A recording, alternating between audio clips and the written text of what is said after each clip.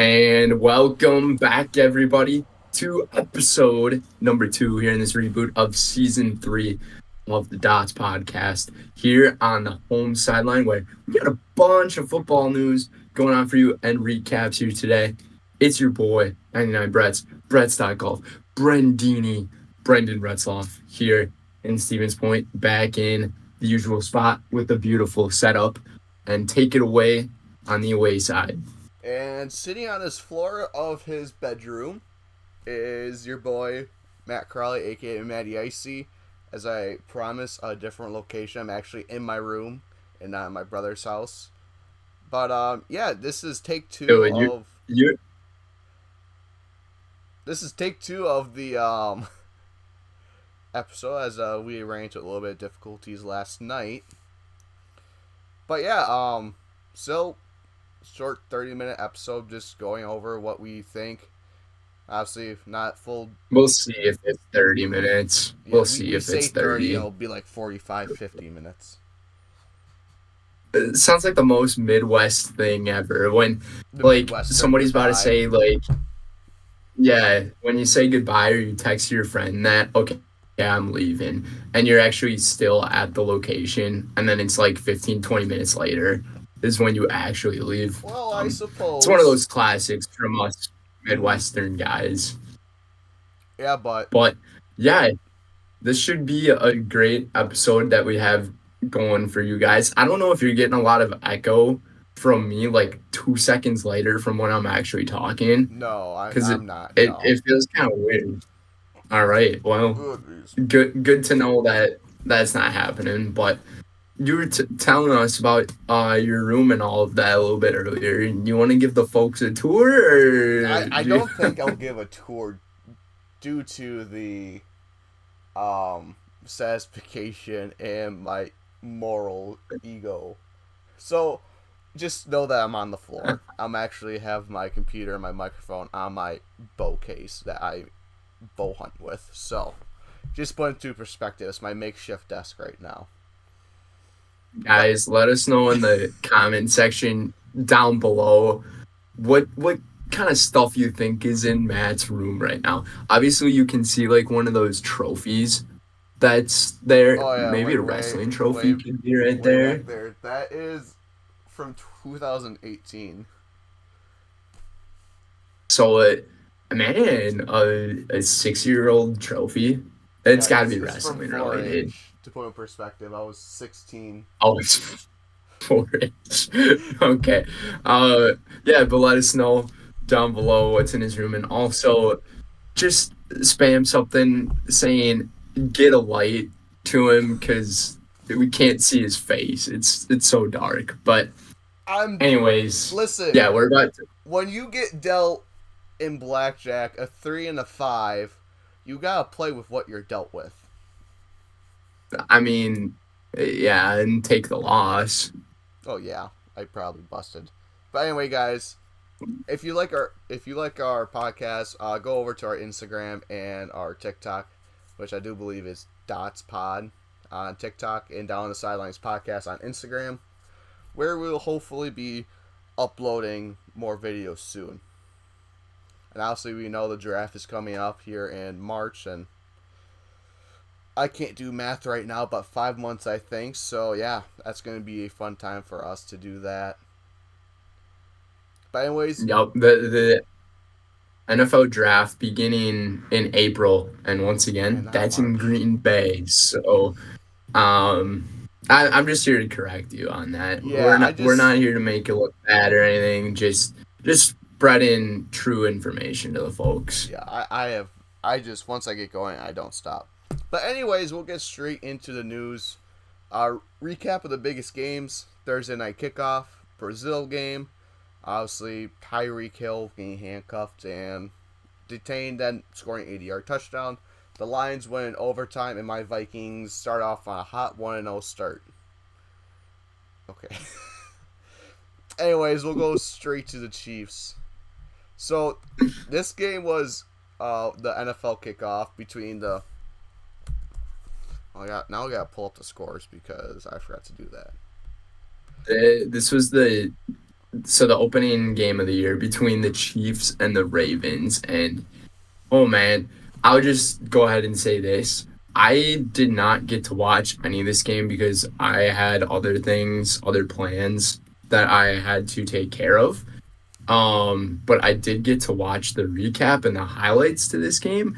And boy, oh boy, from everything that I've heard from like not just you, my brothers, Ben being another one, my roommates, like they're all like, "Did you watch the game? This was crazy. This was such a good game. Like such a great start to the NFL season." But I know you got to watch this game in its entirety. So you can kind of break it down a little bit. Yeah, so I'm just gonna go straight through the stats. So Lamar Jackson, the away team, which was the Ravens. Lamar was 26 for 41, 273, and a touchdown.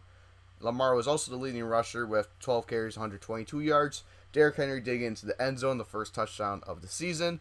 And receiving yards, Isaiah Likely, 9 receptions, 111 yards, and a touchdown. And when I say football is a game of inches, it's a game of inches. He probably could have had 10 receptions for 117 yards and 2 touchdowns. But obviously, he was wearing a black cleat and white out of bounds lines or borders, whatever you want to call them. So you could clearly see his foot was out of bounds. And as we were saying, like half a shoe size less, he would have been in. Like it was football's like truly a game of inches. Yeah, it most definitely is. People might be giving him the nickname of Isaiah Kevin Durant, likely going back to the NBA playoffs in 2021. For those of you who don't know that story, it was just a step back, looked like a three-pointer against the Bucks in Game 7 of that Eastern Conference semifinals, and indeed it was not. It was a two, which tied the game, and then eventually the Bucks ended up winning that game, and then the rest of the story goes the Bucks won the NBA championship. So a difference, a half a foot size can make into these games. And another thing too is in this last drive of this game, Lamar Jackson had so many chances to hit his receivers, especially I think it was Zay It was Zay Flowers, like Flowers in the back just of the sitting end there zone. right in the end zone, and he just overshot him by like 2 or 3 yards, which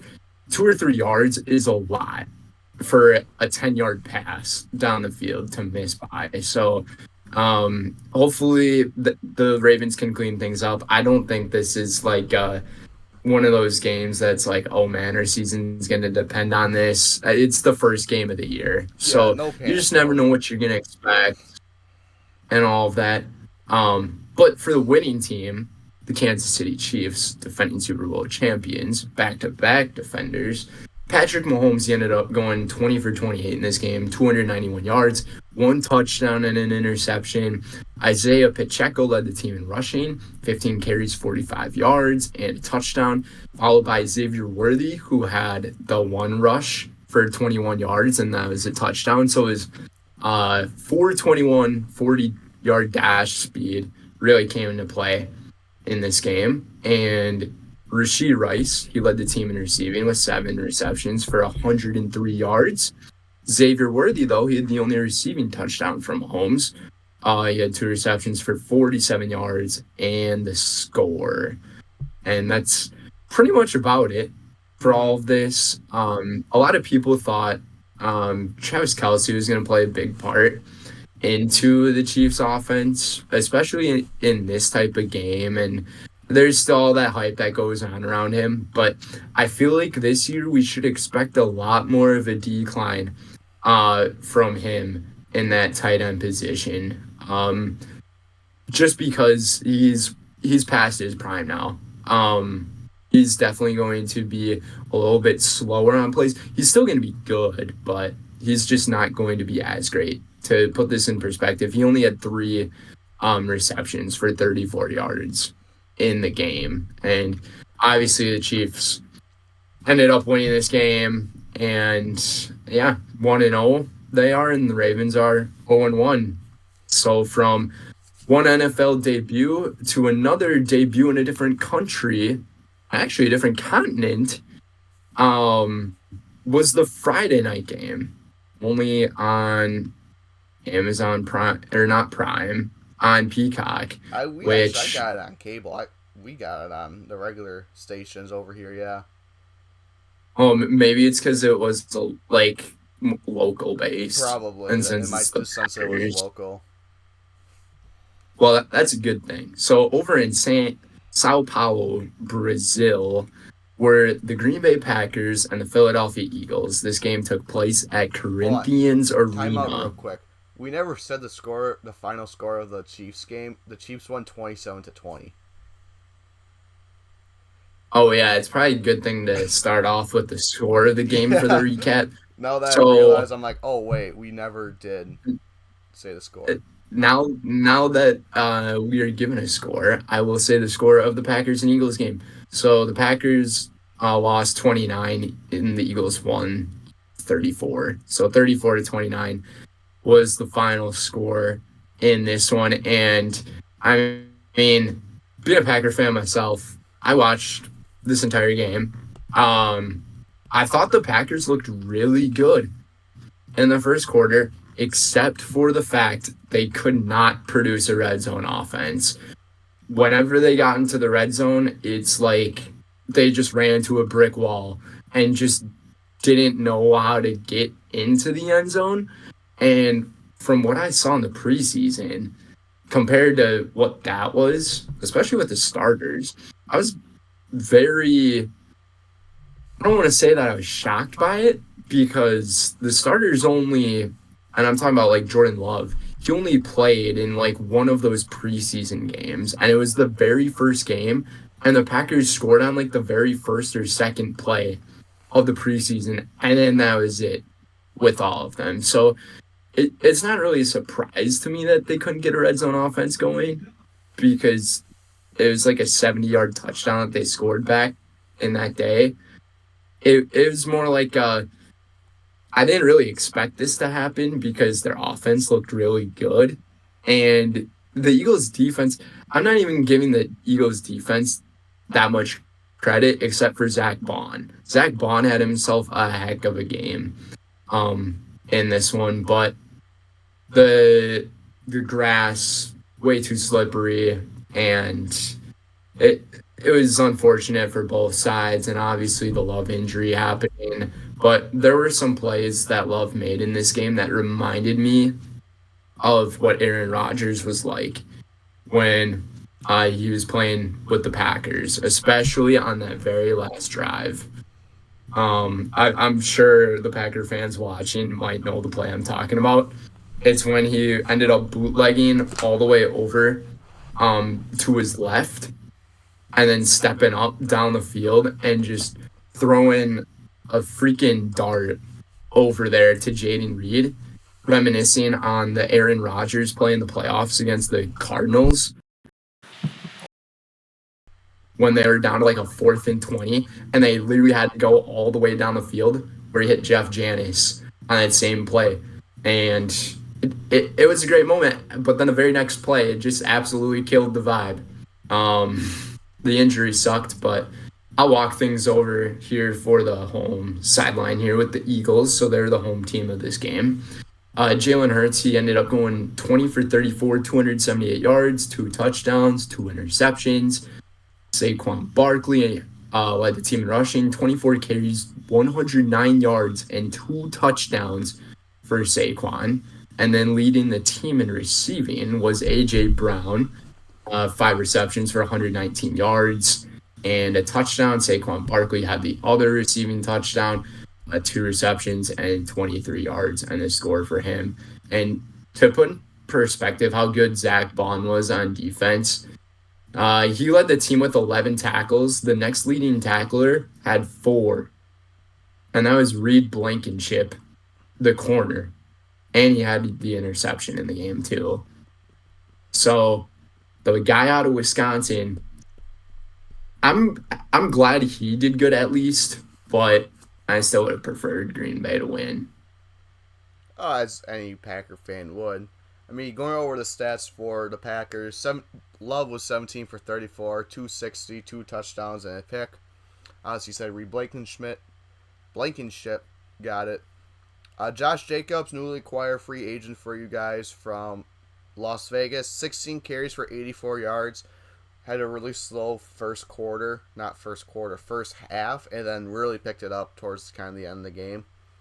And then Jaden Reed, 4 receptions, 138 yards, and a touchdown, and a 33-yard rushing touchdown. And then the other touchdown went to Christian Watson, which he had 3 catches for 33 yards. But yeah, obviously the big story about this was the field conditions. Hands down, the field conditions. I mean, It was just it poorly was kept, very poor. man. Like, Everyone was slipping. I mean, Saquon's first carry as the Eagles was a loss of -5 because he slipped. But also, difference between a soccer field and a football field. Sorry, American football field is that American football fields are super hard. It's like actual turf. Soccer fields are kind of like a hybrid, kind of like what the Packers and Eagles actually have, believe it or not. Where it's a mixture of both for the Packers and Eagles. It's called a hybrid field. And then soccer fields are meant to be a lot softer. They're not meant to be plant and dig and pivot. They're meant to be ran across. And obviously this is supposed to help soccer players with shin splints, which makes more sense because if you ever see a soccer field, they slide like 25 yards. If you do that on an American football field, you're face planting. yeah, But we yeah, see these guys in the game of soccer or whatever. They score a goal. You always see them do that slide where they're on both of their knees, and everybody like makes a joke of it and say like, "Oh my gosh, they slide like so far. Like, how is that even possible?" Well, it's that exact reason that you're talking about. And soccer fields, they're not built for football players. Or I guess they're called soccer pitches, for the more correct term. But yeah, I will say one big takeaway though from this game, not being the turf, is that Saquon Barkley, he's gonna be freaking good. Um, he has found a home over there in Philadelphia, and obviously he ended up going to college at Penn State, so very close to home there for him. he's And from the New Pennsylvania, York so he Giants, is man, playing at home. the New York Giants, man, they're in shambles. I mean, Xavier McKinney too was another acquisition to the Packers from the Giants, and he got an interception in this game. So one dude got an interception, the other guy ended up getting multiple touchdowns and more than 2 touchdowns. He ended up getting 3. So I think the Giants, it's safe to say, man, they might be the team taken dead last in this league this year. No, we still have the That's my Panthers. takeaway from this game. We still have the Panthers. We'll see who it is, especially since Daniel Jones gets $40 million a year to suck. Um, You're not wrong. but anyways, moving on to the next game, you think, Yeah, or next part of the news? yeah, which is Tyreek Hill got detained before the Miami Jacksonville game for Yeah, speed violation. I think you say he was speeding like 40 over in his car. you Obviously, know, I'm not gonna go into a whole lot of it. Basically, he got detained, put in handcuffs. Christian Wilkins was detained as well. He was trying to help him. Um, yeah, obviously Tyreek has made a statement saying that he could have done things better, but also the police should have never done that to him, which fair is fair because if you have not seen the body cam footage, it has been released, and obviously there's probably a lot of things that did go wrong that probably didn't have to go wrong. yeah. I don't have too much to say about this situation either. It's just Tyreek Hill. You shouldn't have been speeding out on the roads there, or like I don't know, pass a stop sign or run a stop sign or a stoplight. It doesn't matter. The law is the law. You got to follow it. Mm-hmm. And does that mean the police officers handled the situation correctly? Probably not. You can see the body cam footage everywhere on the internet, social media. What's interesting though is in the body cam footage, you don't see Christian Wilkins at all in this video. You only see Tyreek Hill, and then there's the ones plays towards the end of the video where it almost looks like one of the officers ends up like kicking him and like his abs or like towards his backside or whatever. And I don't know if he actually ended up doing that or if he was just trying to calm him down, but the way this situation was handled, it wasn't right. It's not a good look. And Tyreek, he's been put through fire before, so let's just hope the situation doesn't end up escalating and going downhill for him. Yeah, but I just got ESPN notification. Oh, that's just college football pro bulk predictions. Anyways, going on to our next game. Yeah, go ahead. We have the Lions who won in overtime on Sunday Night Football against the Rams. Obviously, the first regular season game I think Stafford has played in Detroit. This was a playoff game rematch. It lived up to the expectation. Overtime thriller in Detroit. Puka Nacua placed on IR. But Stafford went 34 for 49, 317 yards, a touchdown, and an interception. Kyren Williams, 18 carries, 50 yards, and a touchdown. Cooper Kupp ties his career high in receptions, 14 catches, 110 yards, and a touchdown. So, a lot of good stuff from the Rams. Obviously, this was going to be a dogfight. I think we both kind of expected that. But I didn't really see much of this game. I think I saw it until like the end of the first half, and then my internet was being really laggy. And I wasn't able to watch the second half, so. Oof. Yeah. Well, I can give a pretty good breakdown for you. So, once it was halftime, I think the score was I think it was 10-3 or something like that at half. And then the Lions ended up scoring a touchdown on their first drive of the second half. And it was Jameson Williams. Jameson Williams had such a great game. I'll actually break down the stats here for the Lions. So Jared Goff, he ended up going 18 for 28, 217 yards, a touchdown, and an interception. David Montgomery led the team in rushing, 17 carries, 91 yards, and a touchdown. So a lot of people were thinking Jahmyr Gibbs would be the guy, but David Montgomery was. Jameson Williams, though, 5 receptions for 121 yards and a touchdown. I mean, that's some big-time production. And then you talk about guys like Sam Laporta as well, 4 receptions, 45 yards. And then how about Amon-Ra St. Brown? Who would have thought this was going to happen? 3 receptions for 13 yards? 13 yards for Amon-Ra. Projected to be one of the better wide receivers of the season. So that was a little bit of a surprise. But how about Jake Bates in the clutch time, tying up the game for the Lions late on? But we'll break down in the overview. So in the second half, Jameson Williams, he got that 52-yard touchdown from Goff to really get things going, to go up 17-3 over the Rams. And this was when the Rams found out they were losing Puka Nacua for the rest of the game due to some type of knee injury that was reported. But then Kyren Williams ended up getting a rushing touchdown to bounce back with about 3 minutes in the third quarter. Then heading into the fourth quarter of the game, keep in mind it's a 17-10 lead for the Lions. Then it was a field goal that the Rams ended up making to make it 13-17. And with about 4 minutes left in the game, this is when Cooper Kupp and Matthew Stafford were just really connected with each other. They connected very well. He ended up getting a touchdown pass from Stafford to take the lead over the Lions when the Lions looked like they were going to dominate this game, especially after that Jameson Williams touchdown. And then it was a good back and forth in the last few minutes of the game, and the Lions were able to march down the field to get a 32-yard field goal in the final 20 seconds or so with Jake Bates.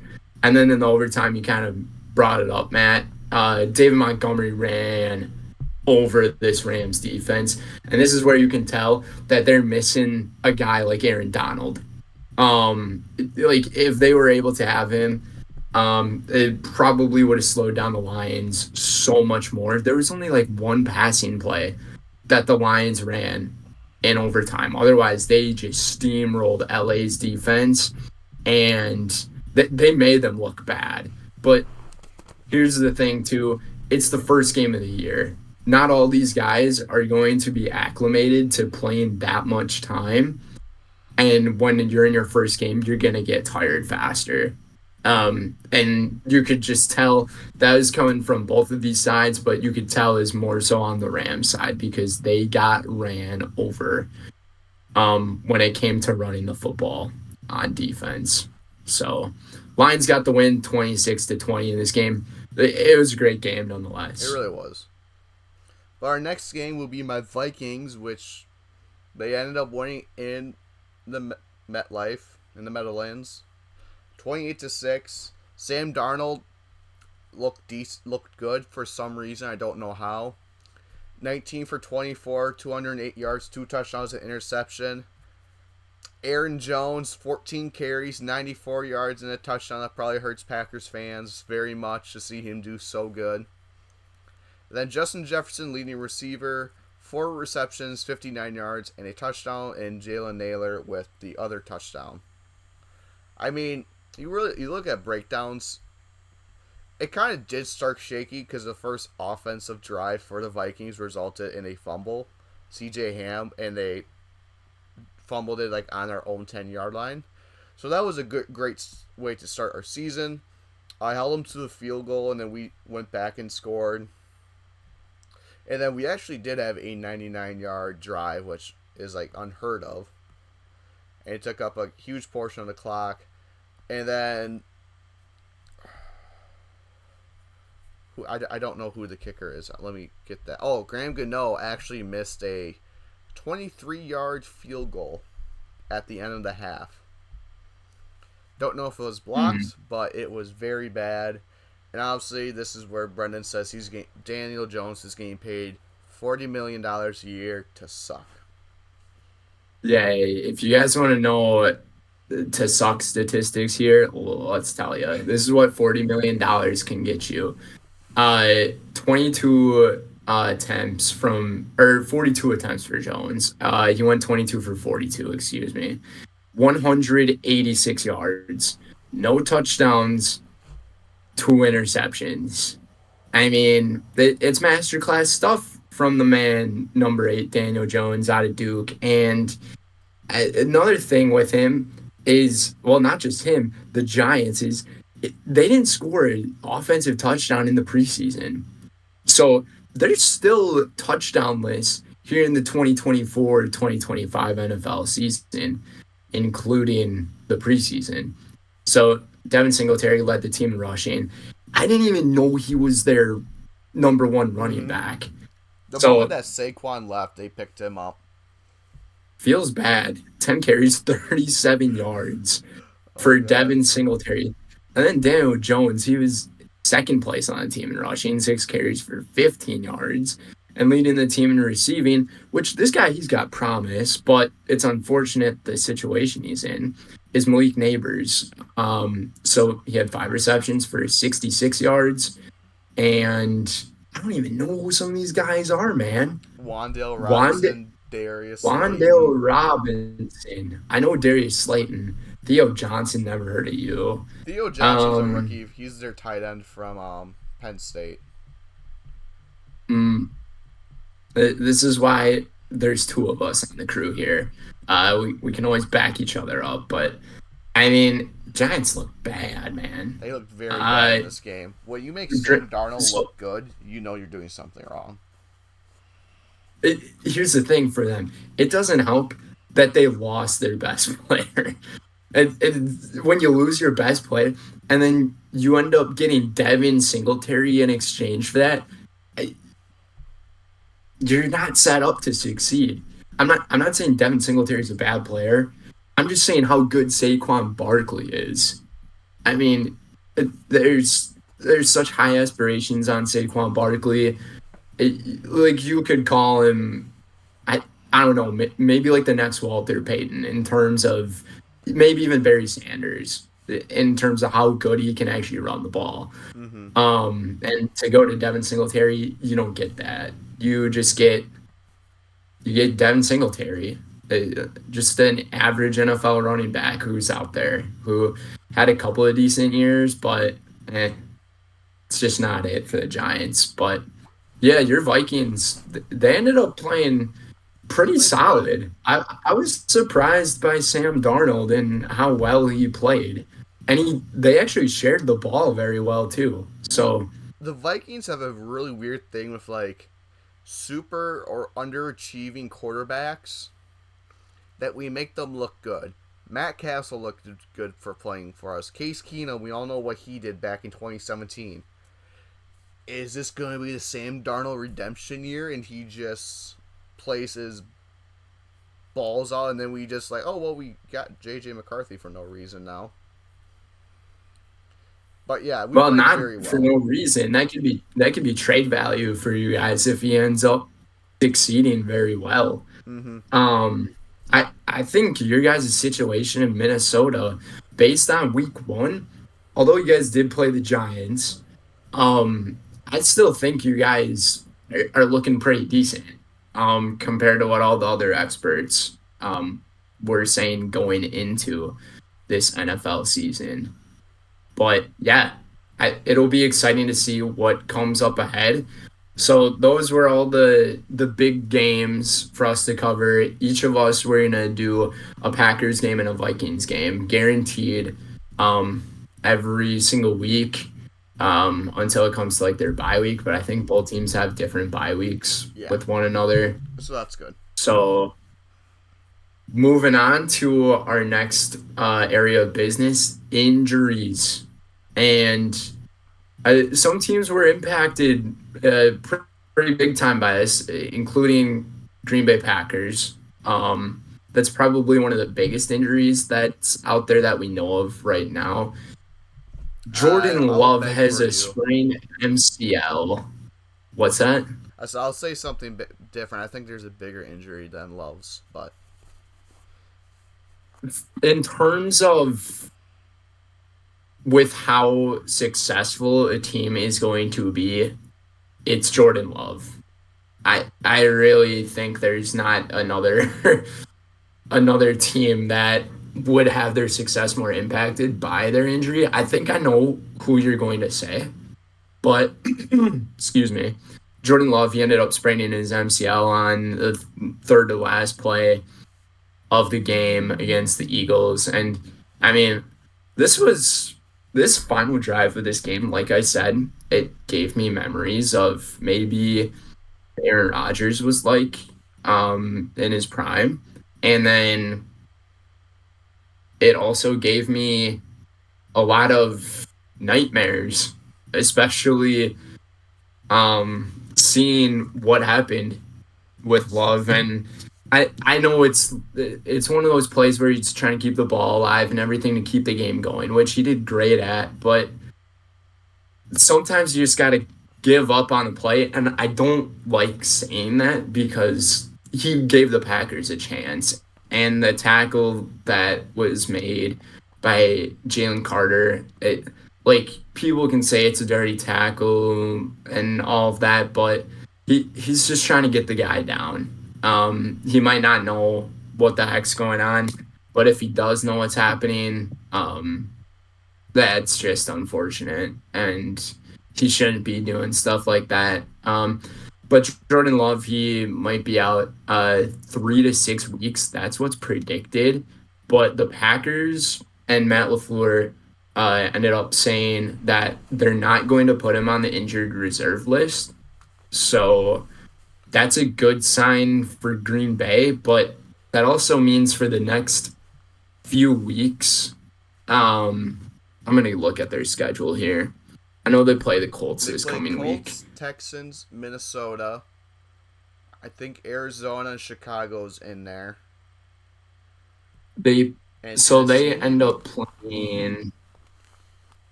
So they play the Colts, the Titans, the Vikings, and the Rams for the next 4 weeks. Um, and it'll be interesting to see how the Packers do because I could almost see them winning maybe one of these games, and it would be the Titans game. I think the Colts are just too good. I because I thought they'd keep up with the Texans, and then based on how the Vikings played, I'm scared to see that game for Green Bay and the Rams. I think the Rams are legit this year. I really do. The only piece they're missing is a big part of their defense, and the next injury, which Matt, you can go into that one if you Yeah, I'm want saying to. that this is more impactful than Jordan Love's is CMC, but obviously what we saw on Monday night. There is debate about system that Kyle Shanahan's just might be a system, not only QB system, but maybe a running back system. But CMC is just an absolute dog. Reigning Offensive Player of the Year. He has Achilles tendonitis. Didn't play against the Jets Monday night. He won't be playing against Minnesota either. So it should be really interesting, but Jordan Mason has been doing a very good job. Undrafted free agent from Georgia Tech, third year, made a name for himself. So that's really about CMC. Puka, I believe, is also another MCL sprain, but I don't know what his timeline looks like. Then Derek Brown for the Panthers. I mean, the Panthers, they're at least they have their first round pick this year, but he is out with an ACL, I do believe, so he's out for the whole year. So the latest on why is my voice being so weird? Maybe it's because I've done so much talking in the last 24 hours. So the news on Puka Nakua is he actually has a PCL sprain. PCL. Um, so that's what Sean McVay ended up saying, and he also said that he could be on IR longer than 4 games. Yeah, so To his injury. so I don't know if you know how IR works. Like the reason the Packers aren't putting Love on IR is because if you get put on IR, you have to miss a minimum of 4 games. Yep. So if he's expect to be back in 3 weeks, it doesn't pay for the Packers to like put him on IR. No, it's like Yeah. different. It's like Puka, where he could possibly be out for half the season.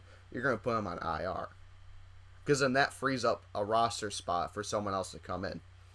But then Well, last night too, we were talking about how the roles of Puka Nakua and Cooper Cup mm-hmm. kind of like reversed with one another. So last year, it was Cup that had the knee injury, and he was dealing with a bunch of issues with himself, and that's where Nakua really took off in his rookie year. And then now we're seeing it kind of flip back to Nakua. Now he's the guy who's dealing with the injury, and he could be out for a long period of time. And like you mentioned earlier, Cooper Kupp, he tied his career high in receptions this past Sunday, and that's in week one. You don't see that happen in week one of a game. So if I'm a fantasy owner of Cooper Kupp, I'm starting him every single week because he's going to be really good.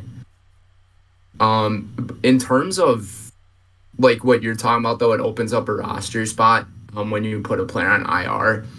Um, I don't even know what type of direction the Rams would really go with. Do they have to add another player of the same position, or No, can it I be believe it could be anybody of a it different could be position? any position.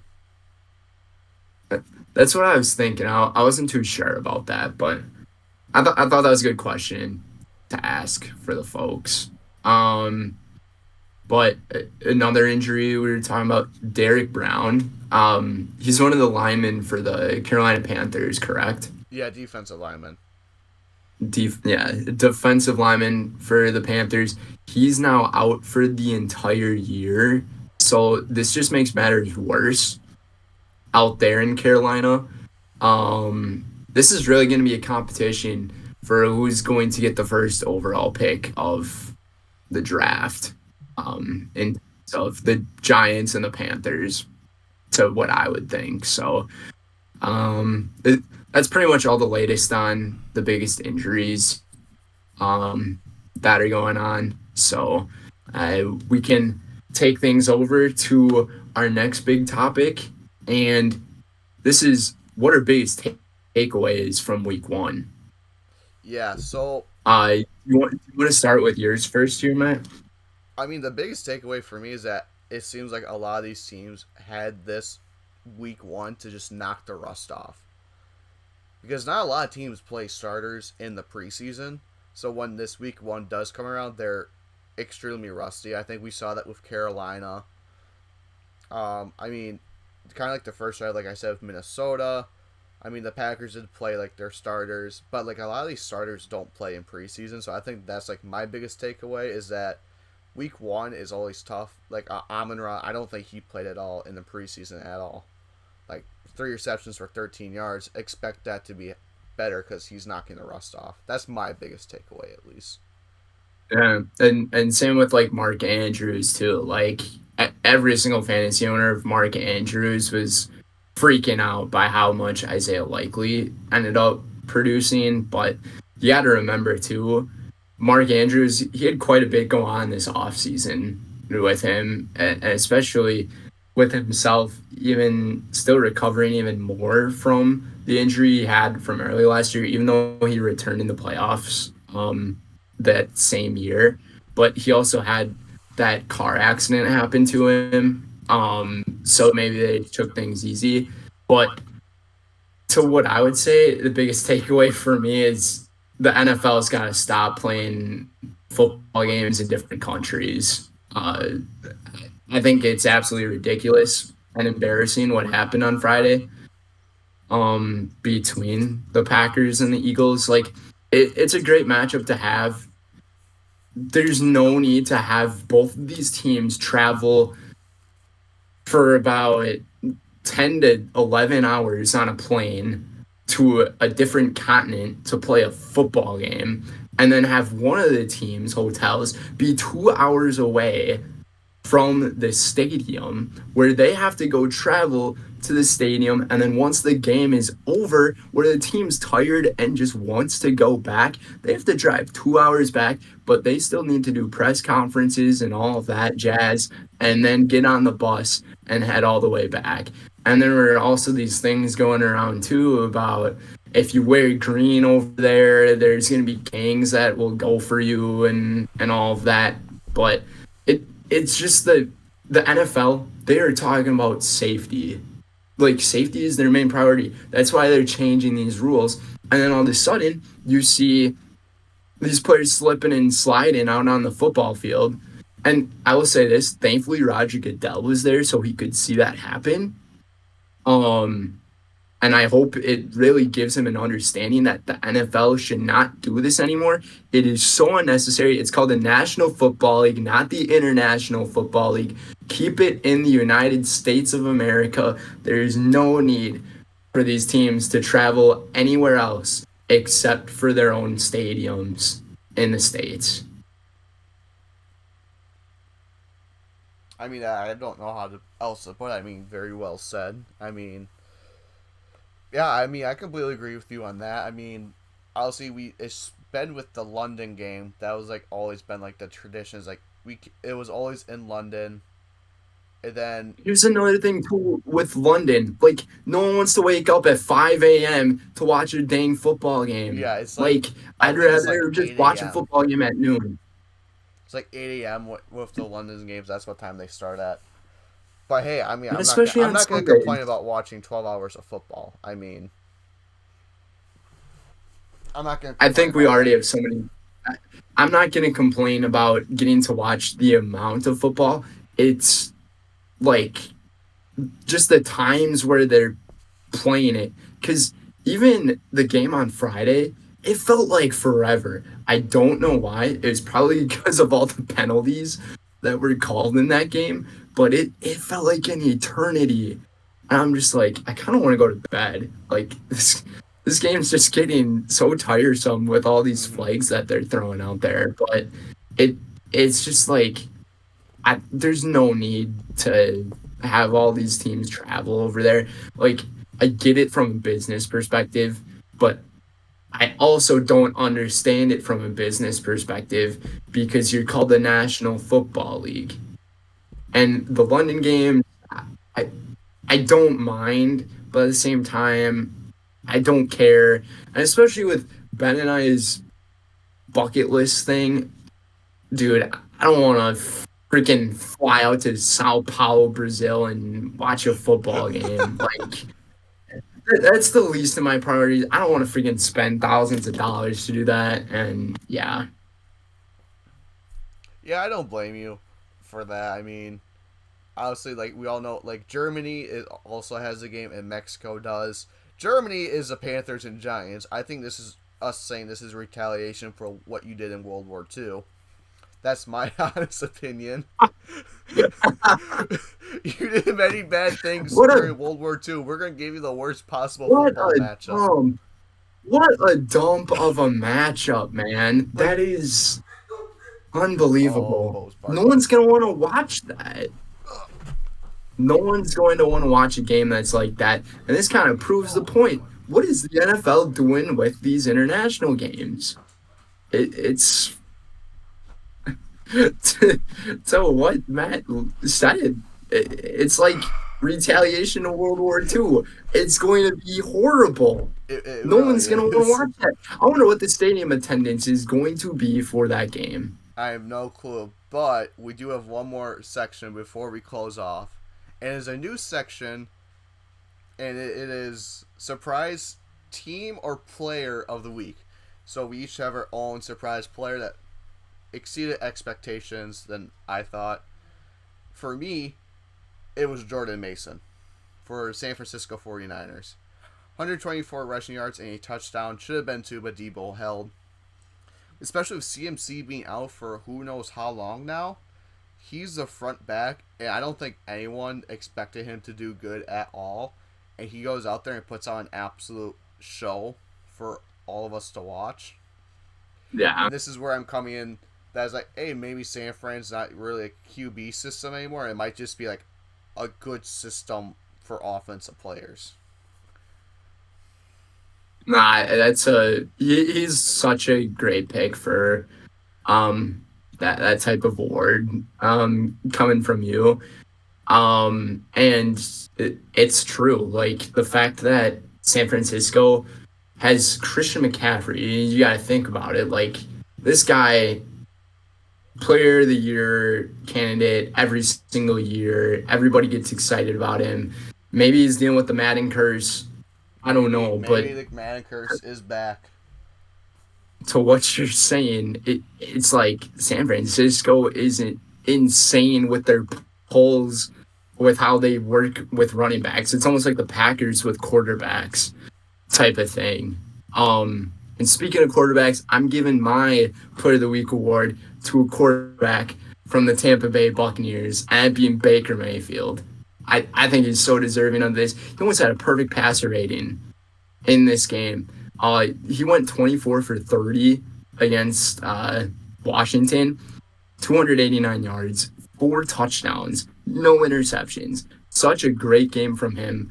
And he was really picking up where he left off back from in the playoffs and when they lost to the Lions, where he actually played pretty decent, except for one of those passes that he threw like early in that game. But Baker Mayfield, man, this guy, he's starting to make a name for himself out there in Tampa Bay following Tom Brady's retirement. So it's just like the storyline that he's got to go through, starting in Cleveland, and things kind of fell apart over there, and then going over to LA, which it was Carolina so first. random to or Carolina and then over to LA. And it was just so random seeing him play for Carolina and the Rams. Like it just felt really weird. And then just finding a home out there in Tampa Bay. And you got to keep in mind that the receiving core of the Tampa Bay Buccaneers, it is always going to be great. Dude, when you got Mike Evans as your number one, Chris Godwin as your number two, I mean, there's pretty much nothing that defenses have really done in response about it. And then also where you have a running back who is more so into the receiving core part of things now in Ricard White, I think he's going to perform outstandingly, especially with those screen passes. Um, Tampa Bay's got exciting things going on, and I'd be excited if I was Baker Mayfield or Buccaneers fan. Yeah, I mean, a lot of good things to come. But with our pick'ems for the regular season, we are tied at 11-5. So next episode will be top tens and weekly pick'em as we always do. But for that, that is a week one recap for Down the Sidelines. I hope everyone enjoyed. Obviously, we are recording this at noon of before Thursday night game, so I really pray that both of these episodes get uploaded, knowing my internet is super slow, so I get that content in. I gotta get that content. That's what we're doing for you guys. But anyways, guys, signing off on the away sideline, Matt Crowley, aka your boy, Matty Icy. And here on the home sideline is your boy, Brettside Golf 99 Brett, Brandini, Brendan Retzloff here in Stevens Point. We thank you guys for tuning in to the second episode here of season 3, the reboot of the Dots podcast. If you guys like this episode, click the like button, click that notification bell so you can get the latest Also from our subscribe. uploads and watch whenever you like. Subscribe, obviously, and be sure to check out all of our other socials down below. We will see you guys next time. Have a great freaking day. Football Thursday. Let's go week 2 underway. Go Bills.